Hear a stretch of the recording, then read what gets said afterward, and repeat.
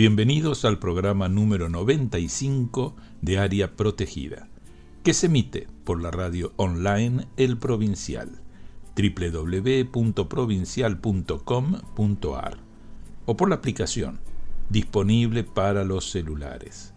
Con el nombre de Área Protegida.patrimonio, nos pueden ubicar en nuestras redes sociales, Facebook e Instagram, y escuchar en nuestro podcast de Spotify, al cual invitamos a valorar, y en nuestro canal de YouTube, al que agradecemos que se suscriban. ¿Qué tal, Rubén? ¿Cómo estás? Muy bien, Rodolfo. Un abrazo, un saludo y saludo al público también. Y bueno, estamos en una semana clave, en el sentido que estamos entre el 25 de mayo y el 31 de mayo del año 1964, se reunieron profesionales, especialistas en el segundo Congreso Internacional de Arquitectos y Técnicos de Monumentos Históricos en la ciudad de Venecia, y dio como resultado una carta conocida como Carta de Venecia, que de alguna forma resume 100 años de reflexión sobre la conservación, y es un documento fundacional y que hoy debatiremos con Nani Arias y Jorge Bozano, dos queridos especialistas. Claro. Que han trabajado y siguen trabajando en esta disciplina. Perfecto, porque además son temas que implican grandes desafíos en el abordaje, son temas muy complejos y que cuando hablamos sobre todo de restauración tenemos que tener en cuenta que existen múltiples posturas posibles que han ido evolucionando, cambiando a lo largo del tiempo. Yo lo asocio fundamentalmente a lo que he vivido en el marco de los museos, cuando se tiene que hacer, por ejemplo, la restauración de un cuadro. ¿Qué hago? Trato de que ese cuadro, si tengo que recuperar toda una parte, un faltante, es decir, para dar los casos más graves, trato de dejarlo tal cual como era al principio y que no se note la intervención, o por el contrario, sí que se note y que sea algo diferenciado respecto de lo que es el original, y cómo se fue incorporando ese concepto de que aquello que se haga, teniendo en cuenta los paradigmas vigentes, pueda ser cambiado en un futuro si surgen otras teorías y otras técnicas, es decir, que sea reversible. Pero digo, son temas que generan siempre polémicas y que el tema de la autenticidad y mostrar al público el proceso que se haya hecho realmente todavía hoy nos mueve a tener distintas líneas de pensamiento. Sí, por supuesto que a 60 años de la Carta de Venecia uno tiene que actualizar los conceptos y bueno, siempre con miras al futuro. Seguro. Estás escuchando Área Protegida por El Provincial Radio, con Rubén Vera y Rodolfo Giunta. En este segundo bloque de Área Protegida tenemos el gusto de presentar a Nani Arias, arquitecta graduada en la Facultad de Arquitectura, Diseño y Urbanismo de la Universidad de Buenos Aires. Es especialista en conservación del patrimonio arquitectónico y urbano. Realizó el curso superior de posgrado en especialización de restauración de monumentos de la Escuela Donna Regina de la Universidad de Nápoles en Italia. Fue directora nacional de Patrimonio y Museos de la Secretaría de Cultura de la Nación en 2 oportunidades, subsecretaria de Patrimonio Cultural, Ministerio de Cultura del Gobierno de la Ciudad, directora general del Patrimonio Cultural, Ministerio de Cultura del Gobierno de la Ciudad, y es miembro del Comité Argentino del Patrimonio Mundial, CONAPLU. En el área no gubernamental fue presidenta de ICOMOS Argentina, presidenta del SICOP Argentina, miembro de la Comisión Directiva de la Sociedad Central de Arquitectos, presidenta de la Subcomisión de Patrimonio de la Sociedad Central de Arquitectos y consejera del CEPAU. Actualmente es presidenta de la Federación Internacional del SICOP. En cuanto a su actividad docente, es profesora de posgrado de las siguientes universidades: Universidad Nacional de Mar del Plata, Universidad Católica de Salta, Universidad de Buenos Aires, Universidad Católica de La Plata. Es profesora invitada de la Universidad Interamericana de Puerto Rico, Universidad Jorge Tadeo Lozano de Colombia, Universidad de La Laguna, Tenerife, y Universidad de Las Palmas de Gran Canaria, España. Universidad degli Studi de Florencia, Universidad Pontificia de Chile, entre otras. Es autora de varias publicaciones sobre patrimonio cultural y gestión del patrimonio. Ocupa el sitial número 10, Francisco García Vázquez. Y a su vez presentamos a Jorge Néstor Bozano, que es licenciado eugenista humanólogo por la UNSA y arquitecto por la Universidad de Buenos Aires. Hizo estudios de posgrado en la Scuola Donna Regina de la Universidad degli Studi de Nápoles, especialista en conservación de patrimonio. Se desempeña como profesor e investigador en la Universidad Católica de La Plata. Se desempeñó como profesor de grado en la UBA y en la Universidad de Belgrano. Dicta cursos de posgrado en la Universidad Nacional de Mar del Plata, Universidad Católica de Salta, y lo ha hecho en otras universidades del país y del extranjero. Evaluador y jurado en concursos docentes, editorial y de obra de valor patrimonial. Publicó libros, capítulos, artículos en revistas nacionales y extranjeras. Participó en obras de restauración en edificios públicos y privados de la Nación, la provincia y la ciudad de Buenos Aires. Fue vocal de la Comisión Nacional de Monumentos, es miembro de ICOMOS Argentina y del SICOP Argentina, en donde se desempeña como director académico. Es presidente de la Comisión de Patrimonio en la Sociedad Central de Arquitectura. Recientemente, en una misa de celebración por los 60 años de la Universidad Católica de La Plata en San Ponciano, fue designado profesor emérito junto a Jorge Mele y Raúl Meda. ¿Qué tal? ¿Cómo estás, Nani? ¿Cómo estás, Jorge? Realmente un lujo para nosotros en Área Protegida contar con ustedes, sobre todo en este momento que estamos reflexionando sobre la Carta de Venecia, poder compartir todos los aportes y todo lo que ustedes han reflexionado y estudiado al respecto. Así que un gusto muy grande. Igualmente, Rodolfo, muchas gracias. Sí, también, Jorge, quería también felicitarte por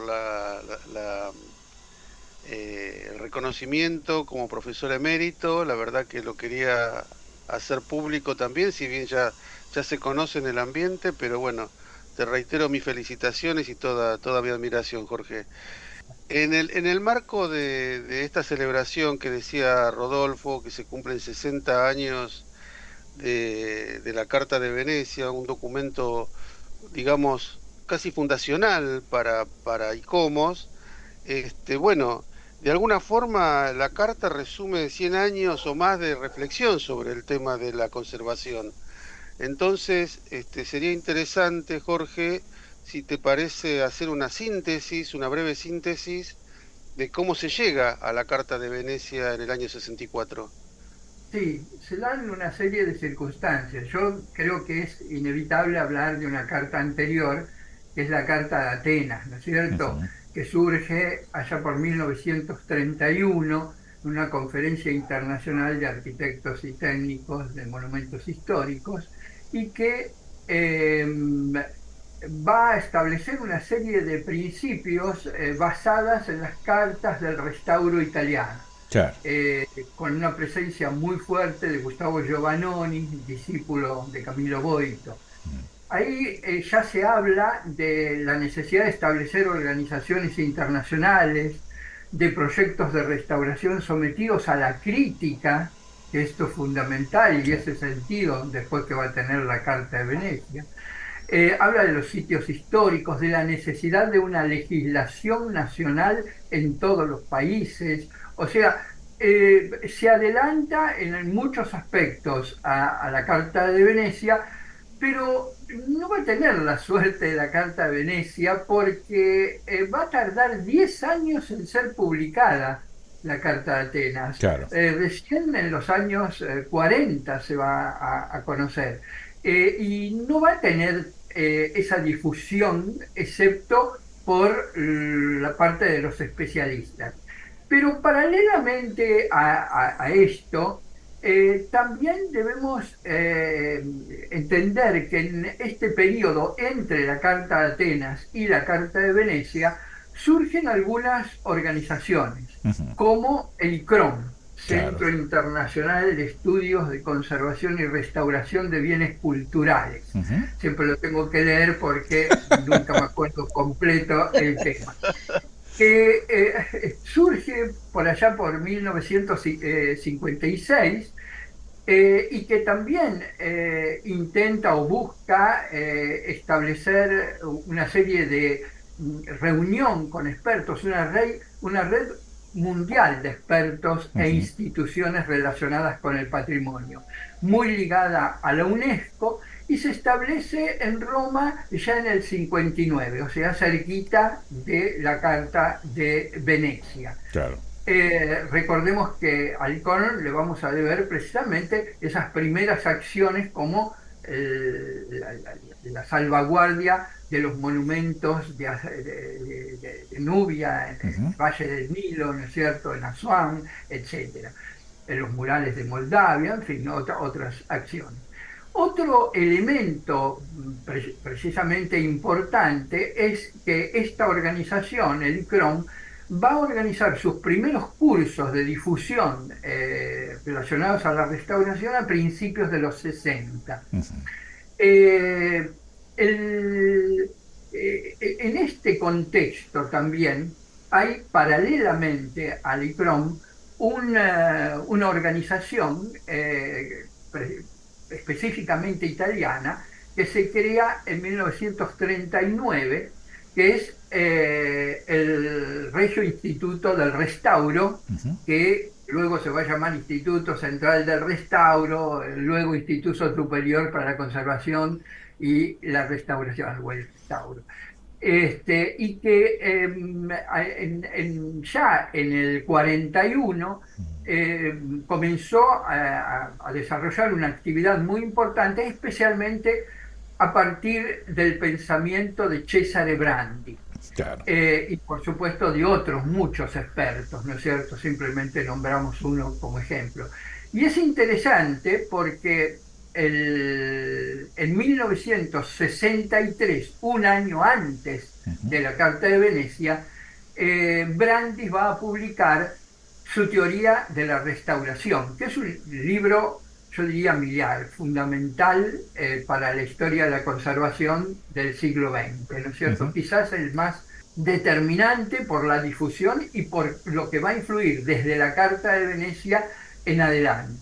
No hay que olvidarse de otra institución, del ICOM, Consejo Internacional de Museos, que también surge allá por el 46-47, y que va a tener un rol muy importante en la creación precisamente de la formación de la Carta de Venecia y también del ICOMOS, relacionado precisamente con la Carta de Venecia. Así que, digamos, hay toda esta serie de instituciones y de pensamiento que va surgiendo en todo este periodo, un periodo, por otra parte, muy complejo, porque hay que entender que estamos frente, si uno analiza la época, ¿no es cierto?, donde surge la Carta de Venecia, es un momento histórico, son los años 60, fines de los 50, los 60, y es un periodo en donde hay un optimismo muy grande por el futuro, donde hay una ruptura con el pasado, mirando hacia adelante, hacia la ciudad que viene, más que a la ciudad que está o la del pasado. Así que este es un contexto, ¿no es cierto?, donde también influye la presencia y la aparición de la Carta de Venecia. Claro. Vos fijate que por otro lado, y le comentamos a nuestros oyentes, este tipo de acciones que se toman por el patrimonio están bastante ligadas a las situaciones conflictivas. Ya a fines del siglo XIX, con aquella iniciativa del zar Alejandro II, por temas de la guerra, es decir, situaciones totalmente disímiles, pero ya en 2 artículos comienza a hacerse referencia al tema del patrimonio en caso de conflictos armados. Esto estamos hablando de 1874, esas situaciones iniciales del Tercer Congreso Internacional de Arquitectos que se hizo en el 89, y las guerras, ¿no? Es decir, 2 guerras mundiales nada menos que ponen en peligro en forma tajante el patrimonio, y que había necesidad inminente de hacer algo, ¿no? Estas 3 instituciones que vos nombrás, el ICROM, el ICOM e ICOMOS, en alguna manera intentan dar una respuesta, ¿no? Es decir, qué notable que así como en su momento la Revolución Francesa, que implicó un quiebre con lo que se llamó el antiguo régimen, da como resultado la formación como de las primeras comisiones, llamémosle, de monumentos que se hace en Francia, cuidando el patrimonio que se venía teniendo desde siglos, ¿no? Es decir, esta instancia de conflictos, grandes guerras y el nacimiento, digamos, de una toma de conciencia para cuidar el patrimonio. Exacto. Sí, incluso también es interesante comentar para conocimiento del público que tanto la Carta de Venecia como los encuentros anteriores y los que después se van a generar a lo largo de estas últimas décadas, conforman de alguna manera el corpus teórico de esta disciplina, no porque sean doctrinarios ni dogmáticos, sino simplemente que los que trabajamos en patrimonio, ya sea en la teoría, en la praxis o en algún otro, o en la docencia, estos documentos, que es el corolario de una reunión de expertos, sirven para tener como un eje de trabajo que después cada uno lo enfocará a su criterio o lo adaptará a su realidad y a su contexto, y que son documentos fundamentales. Recién hablábamos fuera de micrófono, Nani, que, y es muy cierto, porque es tal cual como lo decís vos, porque cada 10 años nos convoca una reflexión sobre este documento que, bueno, obviamente se realiza en la década del 60, un contexto histórico complejo, casi podríamos decir que es un momento histórico casi de posguerra, digamos, con muchas intervenciones, tal vez preocupantes, por decirlo de alguna forma. Y bueno, pero ¿por qué interpretás que cada 10 años uno para un poco la pelota y se pone a pensar en este documento? Sí, efectivamente. A ver, voy a tratar de llegar a una conclusión, si esto es posible, pero me tengo que remitir a un momento especial que fue cuando la Carta de Venecia cumplió 25 años. Y lo quiero recordar hoy porque hay mucha gente muy querida que ya no nos acompaña. Yo recuerdo que esto fue en 1990, yo tenía el placer de presidir el ICOMOS Argentina e invité a esa reunión que llovía y había más agua que en Venecia, porque fue un torrencial, realmente, justamente a Carlos Pernó, a Federico Ortiz, a Nelly de Carolis, entonces presidenta del ICOM, o sea, fíjense cómo todo se va uniendo. Claro. Y bueno, y éramos 4 en esa mesa que intentó celebrar los 25 años de esta carta. Y efectivamente muchas de las cosas que acá ya se dijeron, surgieron también allí, en ese panel. Yo recuerdo que Federico Ortiz nos llevaba a recordar el momento en que la Carta de Venecia surge, ¿no? Es escrita en un momento muy especial, ya lo dijeron ustedes, un momento donde se salía de 2 guerras mundiales, que aparentemente había que hablar de crisis, y sin embargo la Carta de Venecia hablaba de un mundo optimista. Hablaba de un futuro mucho más optimista que lo que en ese momento se veía. Y yo creo que este sentido de futuro llevó a que todavía el movimiento moderno, el coletazo del movimiento moderno, todavía estaba vigente. Fíjense que aparece ese afán de modernizar, pero también de demoler. Claro. O sea, había que demoler para modernizar, cosa que realmente aún hoy todavía seguimos luchando con eso, ¿no?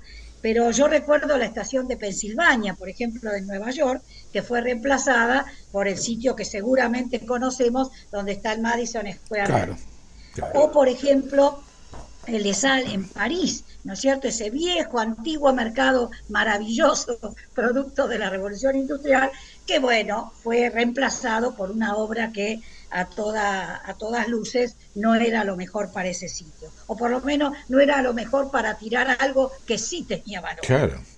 O el edificio de Panam, que le surge en esa silueta maravillosa un nuevo edificio por delante. En fin, o sea, creo que estas cosas son para pensar en ese momento qué es lo que estaba pasando. Pero cuando cumplió 30 años nos volvimos a reunir con ese afán celebratorio a la Carta de Venecia. Y ya estamos en el 95.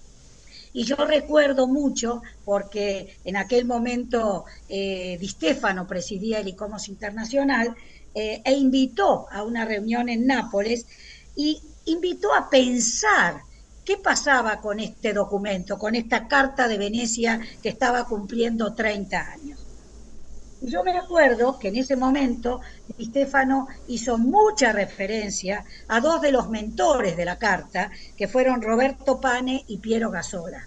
Creo que fueron dos personas fundamentales para la génesis de la Carta.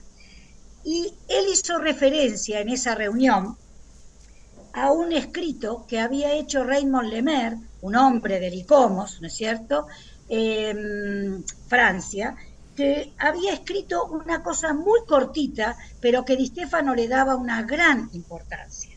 Era un documento que se llamó Mirando hacia atrás con un ojo en el porvenir. Exacto. Es decir, fíjense cómo siempre está presente el pasado, pero el futuro, ¿no? Cerrar una puerta, pero abrir otra.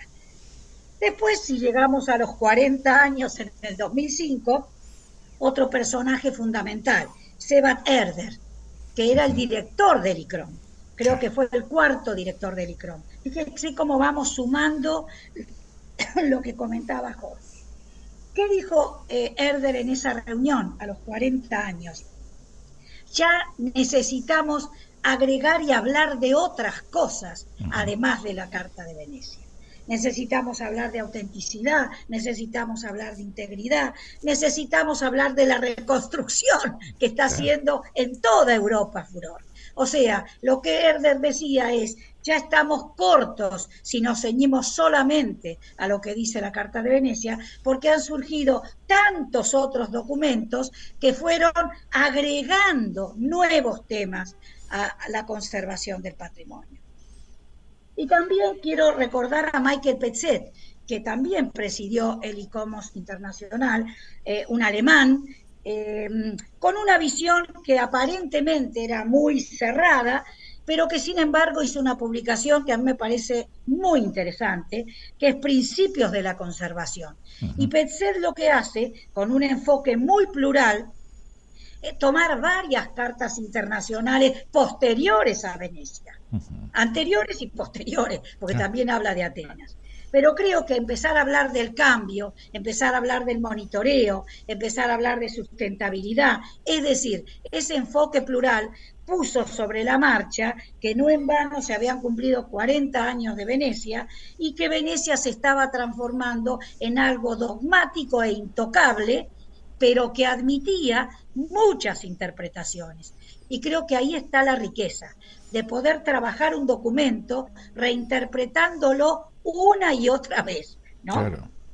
Y así llegamos a los 50, ya estamos llegando a hoy, donde los mexicanos hacen un coloquio espectacular, poniendo a todos los capitostes que estaban reflexionando sobre la carta, y además saca una publicación que seguramente todos los oyentes conocen, Los nuevos paradigmas de la conservación del patrimonio cultural, y que la edita el INAH, el Instituto Nacional del Patrimonio Artístico e Histórico.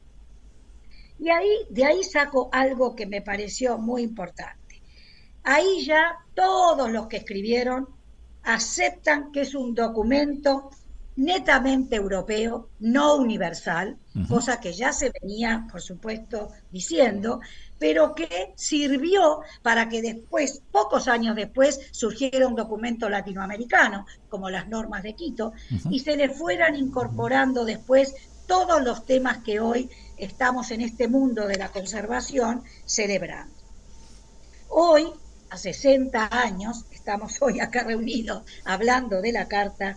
Yo creo que Venecia fue un documento de su tiempo, que Ujú. sirvió para mostrar ese contexto, que nos dio muchas posibilidades, que abrió caminos del pensamiento y del conocimiento, pero que, como todas las cosas, siempre admite que se le vayan agregando otras cosas.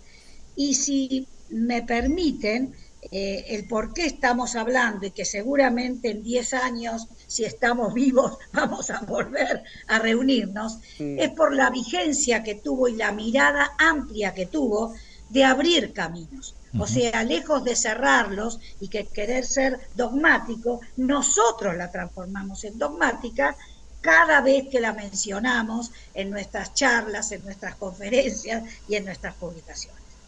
Por ahora esa reflexión, ¿no?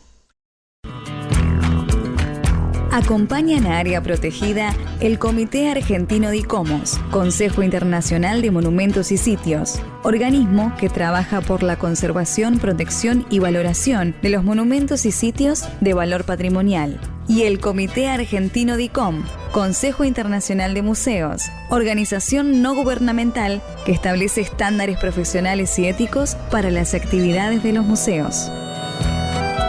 CICOP, Centro Internacional para la Conservación del Patrimonio, organización no gubernamental que desde hace 30 años trabaja en pos del conocimiento y conservación del patrimonio cultural. Ya estamos en el tercer bloque de Área Protegida. Nos acompañan en este momento Nani Arias y también Jorge Bozano. Estamos haciendo esta reflexión sobre la Carta de Venecia con todo lo que esto implica y que realmente es más que importante por ese núcleo duro que fue conformando en tema de restauración y estas instancias de modificaciones periféricas que evidencian cambios de paradigma lógicos. Es decir, realmente ha sido vertiginoso en el mundo del ICOMOS, pero también del ICOM con la nueva museología y demás, todos los cambios que se produjeron en estas décadas. Entonces realmente es algo dinámico, vivo y de mucho interés para seguir trabajando. Incluso, si me permitís, Rodolfo, tal cual, seguidamente después del 64 empiezan a aparecer, como decías Nani, otros documentos importantes como las normas de Quito en el 70 y la norma de Quito en el 67, no sé, voy a saltear algunas, la Declaración de Ámsterdam del 75, que van tomando distintas temáticas, y yo me quisiera detener como digamos, para reflexionar en algunas cartas que fueron fundamentales y actualizaron un poco ese concepto, ¿no? Porque tal como decís, la carta de Venecia piensa en el futuro también, y creo que ese futuro de alguna forma abrió las puertas para, por ejemplo, la Carta de Burra, Uh-huh. o los documentos de Nara, o la Carta de Cracovia, ¿no? Le decimos al público que estos documentos que tienen nombres de ciudades se refiere a las reuniones de expertos que hacen en algún lugar del mundo y quedan con esa denominación, ¿no? Y que tiene esa riqueza porque obviamente se tratan temas específicos y sobre eso es lo que vamos a conversar. Entonces, yo los he escuchado infinidad de veces a ustedes y siempre es un aprendizaje para mí, y quisiera, si podemos reflexionar sobre esos hitos que también creo que como tantos otros, pero que de alguna forma tienen un valor importante que no desmerece la Carta de Venecia, sino al contrario, la ensalza, le da como mayor jerarquía. ¿Qué podemos decir de estos documentos o algunos otros que a ustedes se les pueda ocurrir? antes de pasar a los otros documentos, me gustaría sintetizar algo sobre la Carta de Venecia. Primero, que es una hija de su tiempo.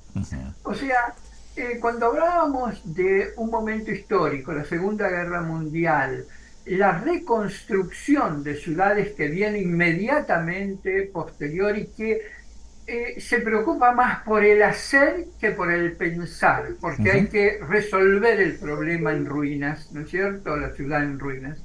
Entonces, cuando eso ya está de alguna manera encaminado, ahí surge la reflexión.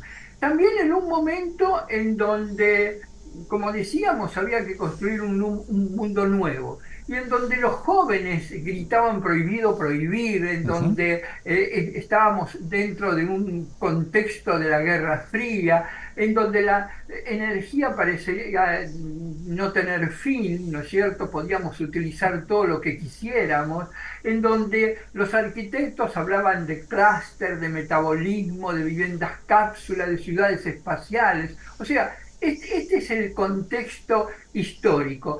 ¿Y quiénes se reúnen para hablar de la Carta? Como bien lo dijo Nani, en ese, digamos, liderando ese encuentro, estaban 3 representantes por Italia, 3 representantes por Francia.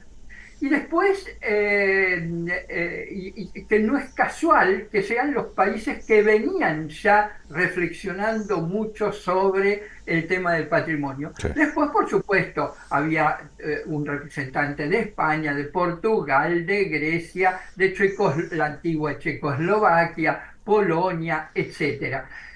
Pero quiero señalar también que había uno de Túnez, o sea, de África del Norte, y 2 de América, Carlos Flores Marine por México y Víctor Pimentel por Perú. No es casual, 2 países en donde la tradición, la cultura, especialmente precolombina, ¿no es cierto?, era tan entusiasmante, era tan atractiva, especialmente a los ojos europeos. Yo creo que esta carta tiene que ver más con el mundo occidental que con el mundo europeo, por esta conformación, por esta idea. Y deja, obviamente, no hay representantes de Asia, ni la cercana ni la lejana, ¿no es cierto? O sea, y obviamente no de Oceanía. O sea, y también es llamativo algunas ausencias. Por ejemplo, la ausencia de Alemania, la ausencia del Reino Unido, la ausencia de Estados Unidos. O sea, cómo también esta carta se conforma por países que miran y que están muy asentados en el pasado, y por otros que habían tenido un rol fundamental en la construcción de la teoría de la historia de la conservación, como eran Alemania y Gran Bretaña, ¿no es cierto? Basta nombrar Ruskin, Morris, en fin. Así que, digamos, por eso me parece interesante decir cómo cada uno de estas cartas, de estos documentos que van saliendo a partir de la Carta de Venecia, son y representan un momento histórico determinado. Claro. O sea, Venecia expresa las preocupaciones de ese momento específicamente. Y esto es lo que hay que recuperar. Cuando en muchos momentos se habló de reescribir la Carta de Venecia, entiendo que, a mi entender, era un absurdo, porque en realidad no se trata de reescribir, sino de agregar. Y de hecho, los grandes monumentos que nombrabas vos, Rubén, tienen que ver precisamente con mirar nuevos problemas, como la Carta de Nara sobre la autenticidad, agregando especialmente un tema central que tiene que ver con el Oriente, ¿no es cierto? Porque quien pone en crisis el problema de la autenticidad no es Occidente, en donde la autenticidad tiene que ver con la materia, fundamentalmente desde nuestra tradición, ¿no es cierto?, greco-romana, sino que tiene más que ver para el oriental con la forma, que tiene que ver más con otros aspectos del patrimonio del edificio, ¿no es cierto?, por así decir. Así que, digamos, agrega también después el tema de una visión del patrimonio intangible, que evidentemente la Carta de Venecia, digamos, apenas se había tocado. O sea, se abren un montón de preocupaciones.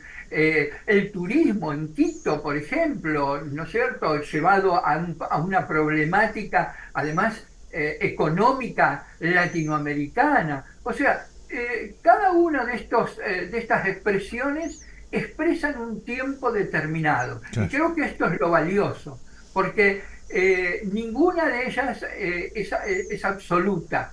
Y creo que otra de las cosas que hay que destacar de la Carta de Venecia es precisamente el que es corta. O sea, no es una carta que pretenda hablar de todo el patrimonio. Y creo que esto es lo que la hace también una carta de proyección, que permanentemente nombramos. Porque en vez de ser como el documento de la madera o del hierro, etcétera, que hablan específicamente y en profundidad de una problemática, acá se habla en términos generales de lo que preocupaba en ese momento, que siguen siendo preocupaciones de hoy, ¿no es cierto? El entorno de los monumentos, la incorporación de materiales nuevos en los edificios históricos, etcétera. Así que, digamos, no se pierde esa realidad del pasado, sino que le va sumando reflexión, que es lo que importa y que es lo que rescatamos, ¿no es cierto?, en todos estos documentos. Para reforzar lo que dice Jorge, que tiene que ver con el pensamiento científico de alguna forma, porque justamente, o sea, hay alguien que produce un documento, un texto, y eso abre otras posibilidades y se enriquece permanentemente. Retomando esto que decía Jorge, yo creo que la carta terminó siendo, o empezó queriendo ser, un postulado de principios de una generación, sobre todo de estos italianos que mencionamos, y Raymond Lemer fundamentalmente fue un hombre que influyó muchísimo, Roberto Di Stefano, que incluso tuvo la visión, porque esto hay que reconocerlo, de pensar en la creación de un organismo internacional con ideas y principios que tengan que ver con la conservación de monumentos y sitios. Fíjense que yo creo que es imposible disociar la Carta de Venecia del ICOMOS, de la creación del ICOMOS internacional, que ya estaba en el germen en el 65, por más de que todos sabemos que se crea estatutariamente en el 73. Pero ya en el 65 estas ideas estaban en Di Stefano, estaban en Lemer, estaban en Gasola, estaban en Roberto Pane, y ya en Cracovia estuvo esta reunión en el 65 y ya estaba la idea de crear este organismo que empezó siendo con poca representatividad también de Asia y de Latinoamérica, porque como bien Jorge decía, hubo dos firmantes, Carlos Flores y Pimentel, pero la realidad es que no eran la mayoría, y yo he hablado muchas veces con Carlos Flores, falleció hace pocos años, y él me decía, para mí, imagínate, era un joven, en ese momento escuchar a esta gente era un regodeo intelectual. Claro. Casi lo tomó, no digo como un juego, pero así como un desafío de buen joven que recién empezaba y terminó siendo un restaurador fantástico de muchísimas obras de México y de otros países de Latinoamérica. Ahora, esta reflexión nos lleva a que abrió caminos, por eso creo que tuvo la capacidad, los que firmaron o hicieron este texto, de abrir caminos, por eso digo y no cerrarlo, porque hoy tenemos una carta de Burra, tenemos una carta de Nara, tenemos la declaración de Ámsterdam, como bien mencionaba Rubén, gracias a esa visión paraguas que tuvo la Carta de Venecia. En ningún momento cierra, sino que abre. Y esto creo que es lo bueno, el abrir a la discusión, abrir al conocimiento, abrir a las ideas distintas, porque no todo el mundo en nuestra especialidad tiene los mismos principios y parámetros. Coincidimos en muchos, pero hay otros que tienen que ver con esa libertad de cómo cada uno considera que el patrimonio debe ser intervenido. Entonces, en ese sentido, no le quitaría el sallo de que fue sin prisa pero sin pausa, pensando en la futura creación del ICOMOS y de la comisión del Comité de Patrimonio Mundial. Otra cosa fantástica. No nos olvidemos que 20 años después, o menos de 20 años después, ya estaba la Convención para el Patrimonio Natural y Cultural. O sea, todo tiene que ver con todo. No son cosas aisladas. Son cosas que hacen consecuencia de. Entonces, en este mundo del siglo XX, en la segunda parte, le tenemos que estar agradecidos a esta carta, porque es más lo que provocó que lo que es el documento en sí. Y vos fijate, Nani, que si pensamos en el siglo XIX, el tema era muy acotado a zonas y a principios casi incompatibles. Pensemos en Viollet-le-Duc, pensemos, ¿no es cierto?, en Ruskin, es decir, con dos posturas, es decir, casi imposible de conciliar, y cómo, entre otras características de fines del XIX y principios del XX, que se va haciendo más científico, que se van logrando, es decir, acuerdos y situaciones cada vez más ampliadas, también juega la globalización, ¿no? Estos recortes, ¿no es cierto?, que inicialmente Jorge marcaba tan claramente, fueron expandiendo, y hoy estamos pensando en procesos que son mundiales, casi por primera vez, por así decirlo, donde decimos, no, todos participan, es decir, acá nadie puede quedar afuera, cada uno con su problemática, por supuesto, que implican desde ya acuerdos generales que después en lo específico cada uno tendrá que ir viendo cómo se adecua, porque tampoco es tan fácil el tema, ¿no? Es decir, no es algo sencillo. Para nada. Fíjense que incluso hoy nombrábamos en algún momento a Cesare Brandi. La Carta de Venecia para mí tiene algo fantástico, que es que retomó los lineamientos de Brandi cuando habla de la instancia estética y la instancia histórica. Claro. Si la carta en eso es muy prolija para marcar que es tan importante salvaguardar la obra de arte como el testimonio histórico. Claro. Y esto, aún hoy, cada vez que hacemos un informe, tenemos que presentar los fundamentos para una intervención, volvemos a repetir eso. Claro. Es decir, hay cosas que tienen hoy una vigencia increíble.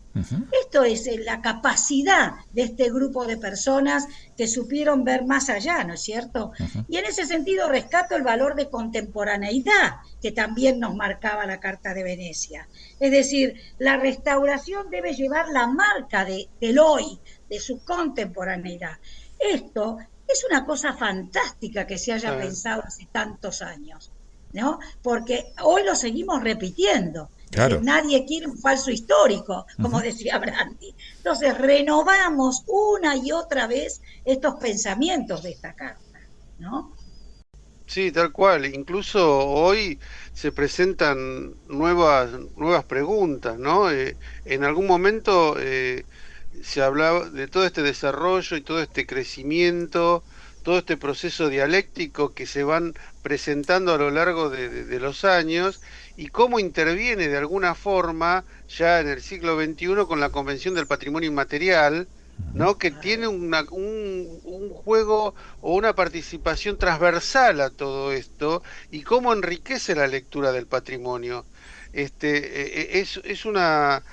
Sí, yo creo que tiene un valor enorme por eso que dicen ustedes y que tantos textos hay al respecto, y ya viniendo más para esta época aparece un tema que también creo que se trató, si no no me olvido, o lo recuerdo correctamente, en Cracovia, el tema de la reconstrucción también, ¿no? Que es un elemento que hoy es, si bien fue un tema que se planteó en la década del 60, porque hubo muchos ejemplos, pero hoy ya es una problemática también muy actual. ¿Qué nos pueden decir de este tema? Bueno, es un tema presente, como vos decís, ya desde el siglo XIX, ¿no? O sea, cuando Morris, Ruskin expresaban esa necesidad de que mejor dejar morir al enfermo antes de obliterar sus formas con formas nuevas o con una estructura que imita a lo antiguo. Claro. Pero no hay dudas que a medida que pasa el tiempo van sucediendo distintas situaciones. Situaciones muchas veces justificadas a partir precisamente de la intangibilidad del patrimonio. O sea, muchas veces la reconstrucción se hace para conservar una memoria necesaria, ¿no es cierto? El caso de Varsovia, de Cracovia y de tantas otras ciudades alemanas también reconstruidas porque de alguna manera habían sido demolidas y necesitaban expresar la dinámica de un pueblo que tenía cientos de años encima y que no podía perder esa visión de pasado, esa visión de tener una historia y de expresarla a través de la imagen, ¿no es cierto? Porque en definitiva el edificio lo que expresa es la imagen, ¿no? El objeto. Así que creo que no va a desaparecer la necesidad de reconstruir. Sí, reflexionar mucho antes de la reconstrucción y reflexionar mucho antes de llegar a tener que reconstruir, porque claro, en definitiva, si reconstruimos es porque hemos tirado abajo algunas cosas, a menos que sea por razones de índole natural, ¿no?